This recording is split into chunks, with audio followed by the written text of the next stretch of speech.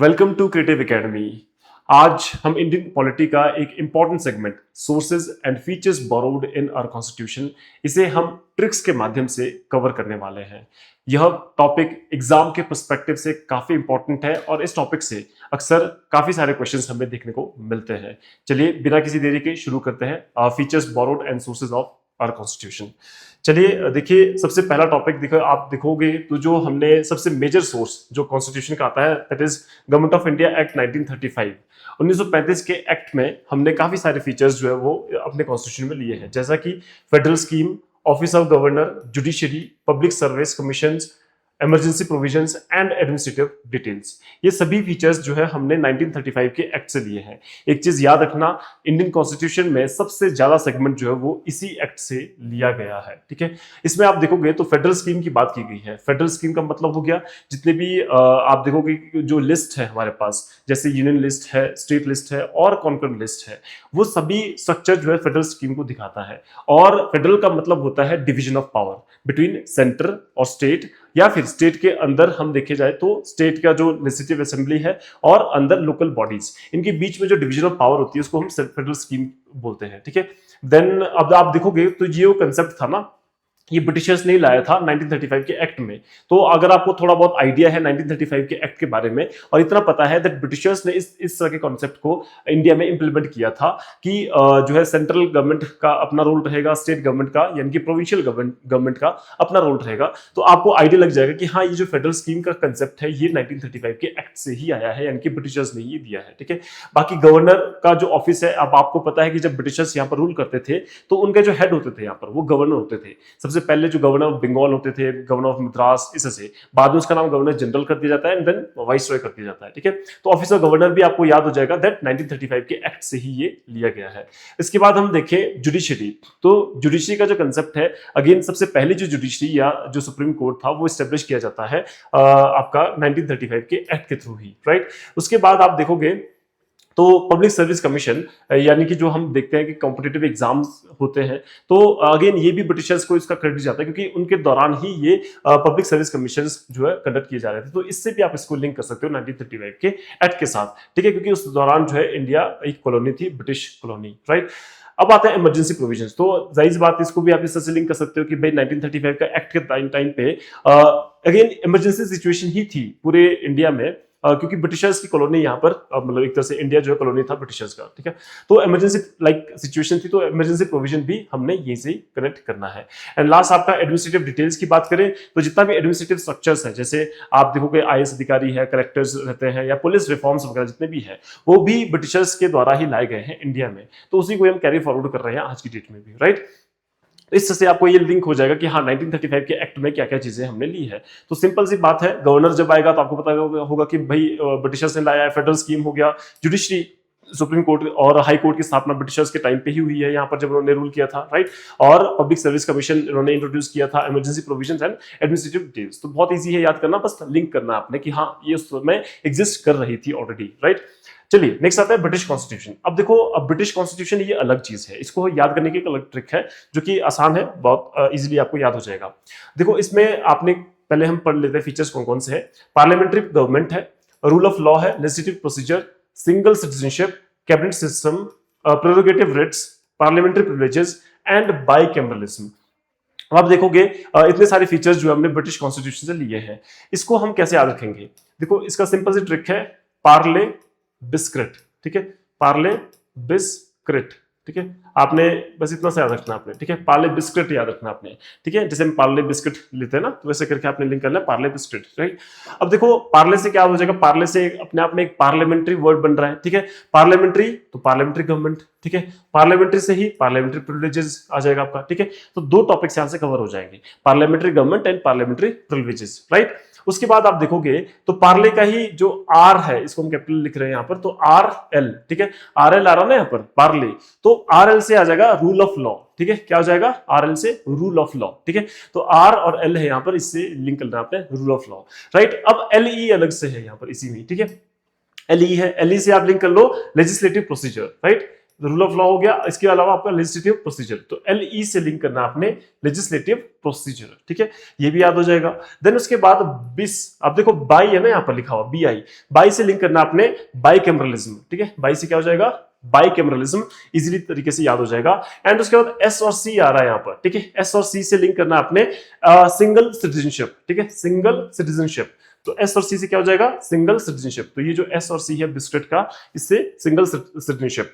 और साथ में आप इससे जो एस और सी हमने पढ़ा था ना, इसी को उल्टा कर देना आपने, सी और एस, ठीक है, सी और एस, सी और एस से क्या हो जाएगा, कैबिनेट सिस्टम, ठीक है, सी और एस से क्या हो जाएगा, कैबिनेट सिस्टम, ठीक है, या फिर सी से लिंक कर लो सिंपल कि सी से कैबिनेट, ठीक है।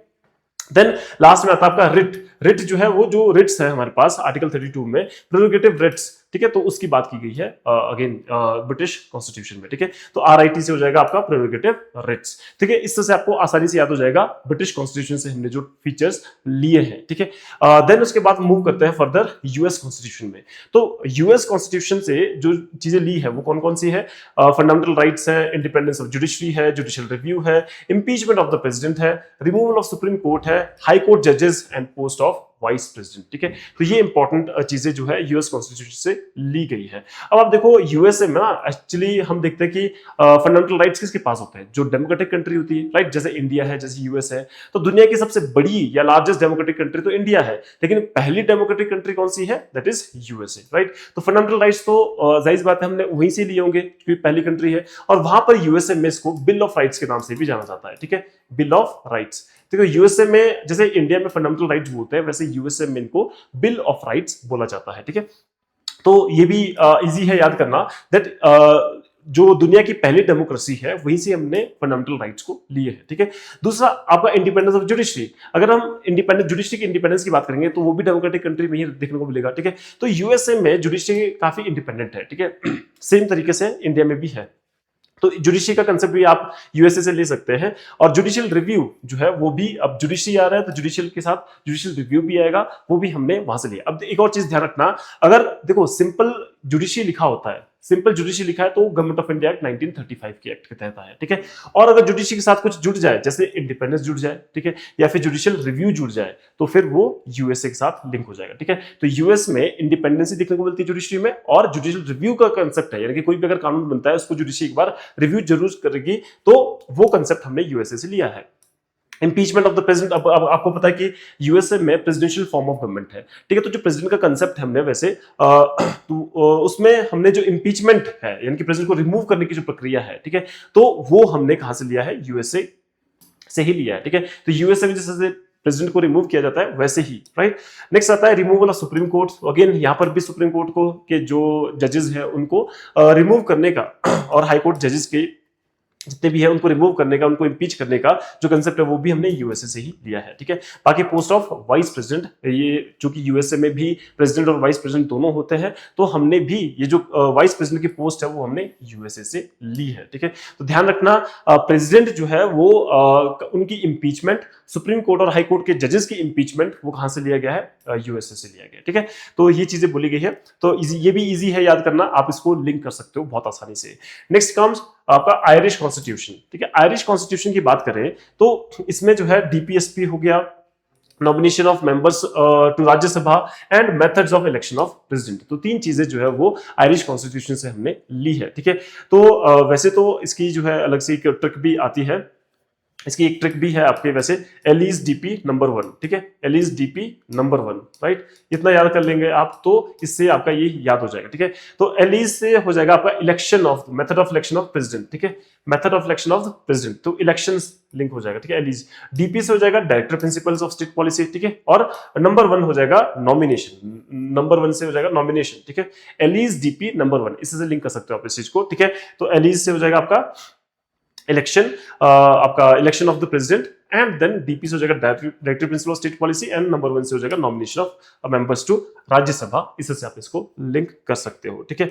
तो ये चीजें हैं, तो आयरिश कॉन्स्टिट्यूशन की ट्रिक इससे आप इसको क्लियर कर सकते हो। नेक्स्ट मूव करते हैं कैनेडियन कॉन्स्टिट्यूशन, ठीक है। कैनेडियन कॉन्स्टिट्यूशन की हम बात कर रहे हैं अगर, तो बाकी इसमें federation with a strong centre, wasting of residuary power in the centre, appointment of state governors by the centre and advisory jurisdiction of the supreme court. ठीक है, अब देखो कनाडा का जो कॉन्स्टिट्यूशन है ना, आपको थोड़ा सा इसमें लग रहा होगा कि सेंटर की का जिक्र ज्यादा किया गया है, कि सेंटर को पावरफुल यहां पर बनाया गया है। देखो यूएसए में जो है वो फेडरल स्ट्रक्चर चलता है, यानी कि सेंटर के पास जितनी पावर है उतनी स्टेट के पास भी पावर रहेगी। ठीक है, जैसे वहां पर जितनी भी स्टेट्स है उनके पास अपना कॉन्स्टिट्यूशन है, अपना फ्लैग है, अपने रूल और अपने जो कंडक्ट है, सब कुछ उनका अपने हिसाब से चलता है। हाई कोर्ट का जो दायरा है वो वहीं तक सीमित है, राइट। लेकिन इंडिया में ऐसा नहीं है, इंडिया में यूनिटरी स्ट्रक्चर हमें देखने को मिलता है। ठीक है, फेडरल तो है लेकिन फेडरल विद यूनिटरी स्ट्रक्चर हमें देखने को मिलता है, यानी कि कहीं ना कहीं पावर का डिवीजन तो की गई है लेकिन सेंटर को स्ट्रॉन्ग बनाया गया है। तो वो कंसेप्ट जो था वो आपका कैनेडियन कॉन्स्टिट्यूशन से लिया गया है। ठीक है, तो सी फॉर सेंटर स्ट्रॉन्ग है, सी फॉर कनाडा, इसे लिंक करना आपने। अब यहां देखो स्ट्रॉन्ग सेंटर की जब हम बात करेंगे तो कनाडा से लिया गया है। अब यहां देखो रेजिड्यूरी पावर्स, यानी कि जैसे तीन जो आपका सेगमेंट्स में पावर डिवाइड किया गया है, यूनियन हो गया, स्टेट लिस्ट हो गया और कॉन्कर लिस्ट हो गया, तो उसके अलावा कोई भी सेगमेंट बचता है, यानी कि रेजिड्यूरी पावर जितनी भी है वो भी किसके हाथ में होगी, सेंटर के हाथ में होगी। तो यहां पर भी सेंटर आ गया, यहां पर भी सेंटर आ गया। दूसरा, appointment of state governors by the centre again. ठीक है, तो यहां पर भी सेंटर आ गया। तो जहां पर आपको सेंटर देखने को मिलेगा वो आपका कैनेडियन कॉन्स्टिट्यूशन से लिया गया है। ठीक है, और लास्ट आपका advisory jurisdiction of the supreme court. ठीक है, तो सुप्रीम कोर्ट से भी जो है सेंटर एडवाइस ले सकती है, यानी कि प्रेसिडेंट जो है जब एडवाइस सीख करना चाहे सुप्रीम कोर्ट से तो वो कर सकता है। तो अगेन यहां से भी आपको लिंक हो जाएगा कि ये भी सेंटर की कहीं ना कहीं बात कर रहा है। ठीक है, और दूसरी तरफ जो है नेक्स्ट, यहां से एक और चीज भी मैं आयरिश की मैं ट्रिक ऐड करना भूल गया, इसमें आप इससे सिर्फ लिंक कर सकते हो आई विश। ठीक है, आई विश से, आयरिश से क्या लिंक कर सकते हो आप, आई विश। आई विश का मतलब कि भाई मैं चाहता हूं कि ऐसा हो। ठीक है, जैसे directive principles of state policy है, तो कॉन्स्टिट्यूशन चाहता है कि डीपीएसपी के तहत जो सरकार अपने कानून वगैरह बनाए, क्योंकि ये सिद्धांत उसमें दिए गए हैं। ठीक है, तो ये कंपल्शन नहीं है बेसिकली सरकार के ऊपर कि ये कॉन्स्टिट्यूशन में अगर मेंशन है तो आपको बनाना ही पड़ेंगे इनके ऊपर। फॉर एग्जांपल आर्टिकल 44 जो कि डीपीएसपी का पार्ट है, यूनिफॉर्म सिविल कोड की बात करता है, तो अभी तक वो इंप्लीमेंटेड नहीं है। तो जस्ट बिकॉज कि वो यूसीसी यानी कि यूनिफॉर्म सिविल कोड कॉन्स्टिट्यूशन में मेंशन्ड है, वो इंप्लीमेंट होना चाहिए ऐसा नहीं है। ठीक है, बट कॉन्स्टिट्यूशन तो चाहता है ना कि हो, तो कॉन्स्टिट्यूशन विश करता है, यानी कि आई विश। ठीक है, सेम यहां पर nomination of members to Rajya Sabha के जो मेंबर्स की नॉमिनेशन होती है वो भी तो इलेक्शन के थ्रू नहीं होती ना, वो किसके विश के थ्रू होती है, प्रेसिडेंट के विश के थ्रू। प्रेसिडेंट जिसको चाहे आई विश कि भाई ये बने इससे। ठीक है, तो प्रेसिडेंट अपनी मर्जी से उनको नॉमिनेट करता है, इससे भी आप इसको लिंक कर सकते हो आयरिश के साथ। ठीक है, आई विश, राइट। और method of election of the president की इलेक्शन, जो प्रेसिडेंट के इलेक्शन का मेथड होगा वो भी जो है थोड़ा कॉम्प्लिकेटेड मेथड होता है, पीआर सिस्टम यूज किया जाता है उसमें, प्रोपोर्शनल रिप्रेजेंटेशन सिस्टम। तो देखो उसमें भी आप देखो बोल सकते हैं कि भाई डायरेक्ट इलेक्शन नहीं होता है, तो सभी जितने भी मेंबर्स होते हैं वो आई विश कि भाई हम ये प्रेसिडेंट बन जाए, उससे आप इसको लिंक कर सकते हो। ठीक है, एक चीज ये भी है इसमें अगर आपको लगता है। नेक्स्ट हम देखते हैं ऑस्ट्रेलियन कॉन्स्टिट्यूशन में, वहां पर देखो कॉन्कर लिस्ट की बात की गई है, freedom of trade, commerce and intercourse की बात की गई है, and joint sitting of 2 houses of parliament की बात की गई है। अब देखो ऑस्ट्रेलिया के कॉन्स्टिट्यूशन में आपने ध्यान रखना कि कहीं ना कहीं दो चीजें जुड़ी हुई है, इससे लिंक करना आपने। जैसे दो चीजें को मतलब कि कॉन्कर लिस्ट है। अब देखो फेडरल स्ट्रक्चर को 3 लिस्ट में डिवाइड किया गया है। ठीक है, यूनियन लिस्ट, स्टेट लिस्ट और कॉन्कर लिस्ट। यूनियन लिस्ट में जो भी सब्जेक्ट्स अवेलेबल है उसमें कंप्लीट कंट्रोल किसका है, सेंटर का। स्टेट लिस्ट में स्टेट का कंट्रोल है, और जो कॉन्कर लिस्ट में उसमें दोनों के दोनों स्टेट और सेंटर दोनों कानून बना सकते हैं। ठीक है, तो यहाँ पर दोनों की जब जिक्र की बात की जाएगी तो वो कहीं ना कहीं ऑस्ट्रेलिया के कॉन्स्टिट्यूशन में देखने को मिलता है। ठीक है, कॉन्कर लिस्ट हो गया। और यहाँ देखो जॉइंट सिटिंग की हम बाट कर रहे हैं, जॉइंट सिटिंग अगेन इसमें भी दोनों इन्वॉल्व हो गए ना, लोकसभा एंड राज्यसभा दोनों मिलकर के कानून बना रहे हैं, यानी कि साथ में बैठ करके कानून बना रहे हैं। जॉइंट सिटिंग दोनों हाउसेस की जब हम बात करेंगे तब भी क्या आएगा, ऑस्ट्रेलिया वहां पर कॉन्स्टिट्यूशन इन्वॉल्व होगा। एंड इसके अलावा बस आपको याद रखना extra freedom of trade, commerce and intercourse. ठीक है, तो ये आपका ऑस्ट्रेलिया के साथ इसको लिंक कर लेना आपने, राइट। देन नेक्स्ट मूव करते हैं वेमर कॉन्स्टिट्यूशन ऑफ जर्मनी। ठीक है, जर्मनी की कॉन्स्टिट्यूशन को क्या बोला जाता है, वेमर कॉन्स्टिट्यूशन। ठीक है, अब इसमें से हमने क्या लिया है, इमरजेंसी प्रोविजंस लिया है related to suspension of fundamental rights. ठीक है, अब देखो जब भी इमरजेंसी डिक्लेयर होगी तब फंडामेंटल राइट्स आपके छीन लिए जाएंगे। वो कंसेप्ट कहां से लिया, जर्मनी से। अब इससे क्या याद आ रहा है आपको, जर्मनी में हिटलर याद आ रहा होगा आपको। ठीक है, तो हिटलर ने तो ये चीजें की थी कि भाई जब हिटलर जो है पूरी सत्ता अपने कंट्रोल में लेता है तो उसने नागरिकों के सभी अधिकार जो है वो खत्म कर दिए थे। ठीक है, तो जो भी इमरजेंसी प्रोविजन जब उसने लगाई थी जर्मनी में, इमरजेंसी लाइक सिचुएशन थी, उस दौरान उन्होंने सारे फंडामेंटल राइट्स को क्या कर दिया था, सस्पेंड कर दिया था। ठीक है, तो आपको इस तरह से लिंक हो जाएगा कि हाँ जर्मनी कहने के इमरजेंसी की बात करता है कि इमरजेंसी के टाइम पे फंडामेंटल राइट्स को छीना जाएगा। ठीक है, हाँ अगर केवल इमरजेंसी की बात होती है, इमरजेंसी प्रोविजंस की बात होती है, तो अगेन वो 1935 का एक्ट यहां पर हम बात करते हैं उसकी। ठीक है, नेक्स्ट सोवियत कॉन्स्टिट्यूशन, यूएसएसआर जिसका नाम अब रशिया हो चुका है, तो वहां से हमने फंडामेंटल ड्यूटीज ली है और आइडियल ऑफ जस्टिस लिया है।